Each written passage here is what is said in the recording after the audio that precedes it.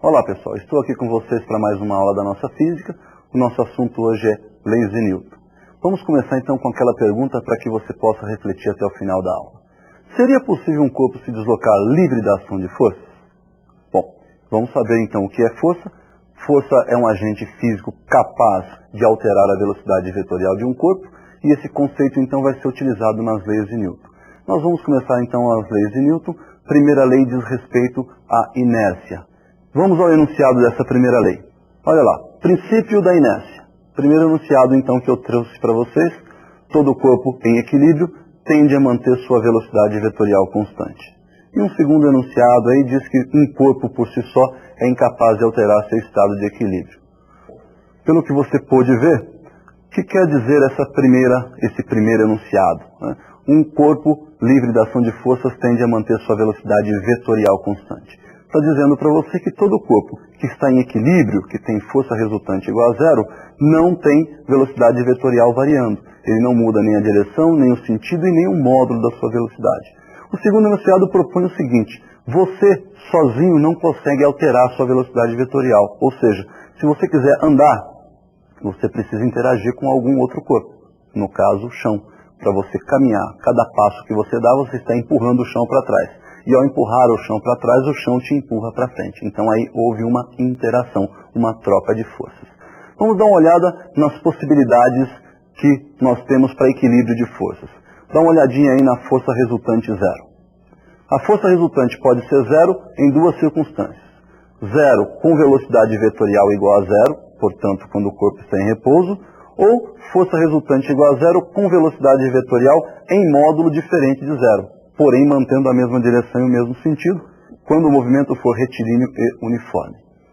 Bom, então está definida aí a sua primeira lei, ou a primeira lei de Newton. Mas nós temos mais duas, e nós vamos então definir a segunda lei, que é também conhecida como princípio fundamental da dinâmica.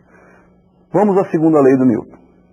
O princípio fundamental da dinâmica relaciona massa do corpo, a força aplicada a ele e a aceleração adquirida por ele. Então, quando você aplica uma força a um determinado corpo, este corpo adquire uma aceleração. Newton propôs que o produto entre massa e aceleração te dá a força resultante aplicada a este corpo. No sistema internacional, a massa nós medimos em quilograma. A unidade de aceleração é metro por segundo ao quadrado e, consequentemente, a força terá uma unidade que é o produto entre quilograma e metro por segundo ao quadrado. Em homenagem a Newton, esse quilograma vezes metro por segundo ao quadrado será então chamado de Newton e nós representaremos pela letrinha N maiúscula. Então esta aí é a nossa segunda lei. Graficamente a gente pode representar essa expressão força igual a m vezes a através de uma reta, como já é de conhecimento de todos. Então vamos à representação gráfica e daí nós vamos tirar uma propriedade muito importante. Olha lá, na vertical o nosso gráfico está representando aí a força, na horizontal a aceleração, e a reta começa, tem início no cruzamento dos eixos ou na origem dos eixos, porque no instante em que a sua aceleração é nula, a força aplicada também tem que ser nula. Consequentemente, conforme aumenta a aceleração, aumenta-se também a força. O coeficiente angular dessa reta, ou seja, a tangente de θ, nos dá a relação entre F1 sobre A1, ou seja, a variação vertical por variação horizontal, F1 sobre A1. Uma vez que você conhece lá da segunda lei, força igual a massa vezes aceleração, onde tem F1 eu posso substituir por m vezes A1. Daí então nós temos m vezes A1 dividido por A1, onde nós podemos simplificar esse A1 e concluirmos que a tangente de θ é numericamente igual à massa do corpo. Muito bem, então essa propriedade nós não podemos esquecer. Uma outra aplicação importante dessa segunda lei é com relação ao peso do corpo. Vamos observar a queda de um corpo. Um corpo abandonado de uma certa altura deve então sofrer aí um movimento de queda, e esta queda então se dá ao efeito da força gravitacional, que nesse caso nós vamos chamar aí de força peso. Percebam que o peso então é a força que puxa esse corpo para baixo, consequentemente ele adquire uma aceleração que é a aceleração da gravidade, e obviamente o produto da massa pela aceleração da gravidade nos dá a força com que a Terra atrai esse corpo, que nós denominamos força-peso.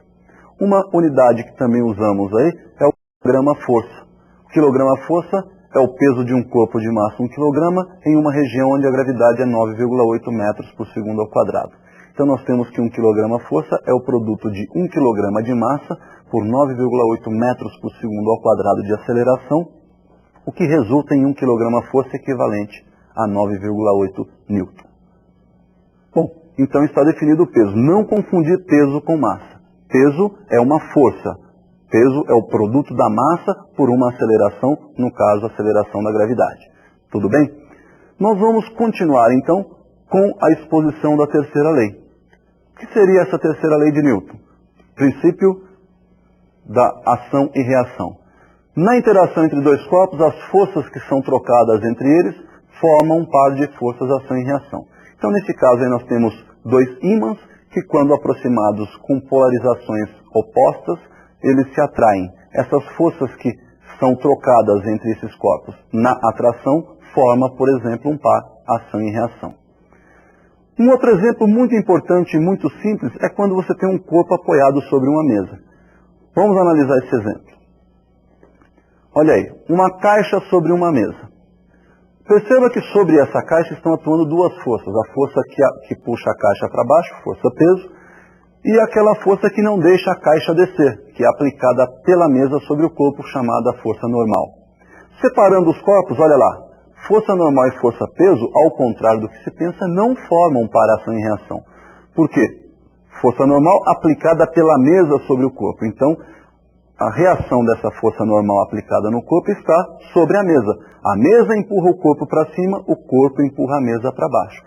E a reação da força peso que está aplicada a esse corpo seria uma força que o corpo exerce sobre a Terra, puxando a Terra para cima.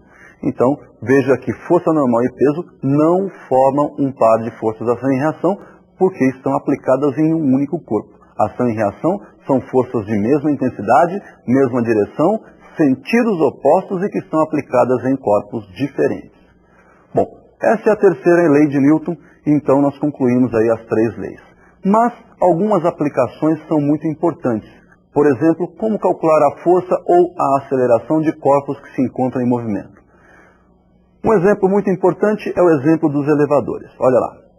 Se você tivesse um elevador e colocasse lá no seu piso uma balança calibrada em newtons, ou seja, uma balança utilizada para medir força, ao subir sobre essa balança com o elevador em repouso, nós poderíamos observar que o peso medido pela balança é o peso real dessa pessoa.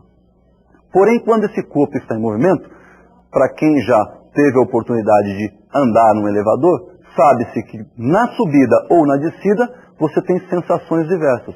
Ora você se sente mais pesado, ora você se sente mais leve. É o que nós chamamos de peso aparente. Então, uma regra bem simples para a gente não mais errar exercícios desse tipo. Se o elevador estiver subindo com movimento acelerado ou descendo com movimento retardado, a gravidade aparente dentro do elevador é a soma entre a aceleração da gravidade e a aceleração provocada pelo elevador nesse movimento. Se, por outro lado, o elevador estiver subindo com movimento retardado ou descendo em movimento acelerado, a gravidade aparente detectada dentro do elevador é a diferença entre a aceleração da gravidade e a aceleração provocada pelo elevador. Daí, então, nós temos que peso aparente é o produto da massa desse corpo multiplicada pela gravidade aparente no momento. Bom, esta é uma das aplicações, mas nós temos uma segunda aplicação também muito importante, que seria um pêndulo em movimento. Vamos observar um pêndulo que se trata aí de uma esfera fixa no teto de um veículo. Olha lá, esse pêndulo em movimento, quando esse corpo começa a se deslocar, perceba que essa esferinha sofre um deslocamento para trás e o fio que liga essa esfera ao teto do veículo fica então inclinado de um ângulo θ com relação à vertical. Nós temos duas forças aplicadas à esfera, a força tensora aplicada pelo fio e a força peso aplicada pela gravidade terrestre. Perceba que com o movimento, esse corpo não desce nem sobe, mas ele continua se deslocando para a direita. Então existe uma força que está acelerando esse corpo. Essa força que acelera é uma componente da tensora, que nós vamos chamar de Tx, que está representada aí ao lado. Quem é que não deixa esse corpo descer? Esse corpo não desce devido a uma força que puxa ele para cima. Essa é a componente vertical da força tensora. que nós vamos chamar de TY. Então, Tx é a força que acelera, daí então Tx é o produto da massa do corpo pela aceleração, e Ty é a força que equilibra o peso. Daí nós chamamos então Ty de M vezes G, Ty igual ao peso. Como nós estamos procurando aí a relação entre Ty e Tx, nós vamos calcular essa relação através da tangente de inclinação desse fio. Olha lá, tangente de θ é dada pela relação entre Tx e Ty, onde o Tx nós conhecemos M vezes A, e o Ty nós também conhecemos M vezes G. Simplificando as massas, em cima e embaixo, nós temos que a tangente de θ é dada pelo quociente ou pela relação A sobre G. Multiplicando os dois lados por G, nós temos então que G vezes tangente de θ igual a A vezes G dividido por G. Simplificando G em cima e embaixo, A igual a G vezes tangente de θ. Então, pessoal, essas são as leis de Newton que nós tínhamos que ver hoje. Lembra da pergunta inicial? Seria possível um corpo se deslocar livre da ação de forças? Bom, primeiro, nós temos que levar em consideração que o conceito livre da ação de forças não quer dizer ausência de forças aplicadas. Livre da ação de forças quer dizer todo o corpo em equilíbrio, força resultante igual a zero. E o corpo estará em movimento com força resultante igual a zero quando esse movimento for retilíneo e uniforme, ou seja, velocidade vetorial constante. Tá legal? Por hoje é só e até uma próxima.